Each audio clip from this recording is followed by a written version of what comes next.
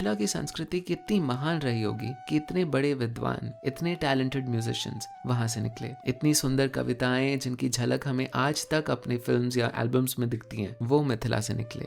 कितनी मीठी और सुंदर रही होगी ये सभ्यता कि बाहर राज्यों से लोग मिथिला आते थे विद्या प्राप्त करने। कितनी महान रही होगी मिथिला की लेगेसी कि भारत के सबसे क्रिएटिव इंसान, well at least in my opinion, स्वयं टैगोर मैथिली ना समझने के बावजूद उसकी खुशबू से मंत्रमुग्ध हो गए थे। कितनी आकर्षक रही होगी मैथिली कि एक पड़ोसी राज्य उसे कॉपी करने के प्रोसेस में एक नया लैंग्वेज बना डाले। आज जब मैं सोचता हूँ कि मिथिला की भूमि को ऐसे अश्लील और बेहुदा गानों से जोड़ा जाता है, तो मुझे एक पूर्वी भारतीय होने के नाते बहुत दुख होता है।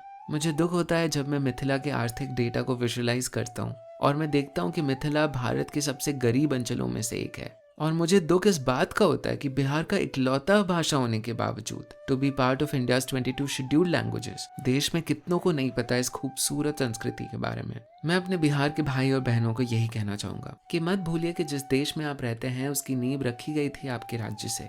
एक समय पे अन्य राज्यवासी आपकी तरह बनना चाहते थे। एक समय पे भारत और विश्व के सबसे ज्ञानी और विद्वान लोग आपके शरण आते थे। आप जो दिशा दिखाते उस दिशा पे चलता भारत। मैं चाहूंगा आप याद रखें कि आप किस भूमि से आते हैं। मैं चाहूंगा कि आप गर्व महसूस करें कि आपका जन्म इस पावन भूमि पे हुआ था। ये भूमि राधा और कृष्णा की भूमि, ये भूमि विद्यापति की भूमि, ये भूमि अनेकों मैथिल कवियों की भूमि। आज आपसे ये भूमि ताक लगाए बैठी है कि आप इसे एक सुनहरे भविष्य की तरफ ले चलें और फिर से अपने अंचल को भारत का सबसे सुनहरा अंचल बना दें।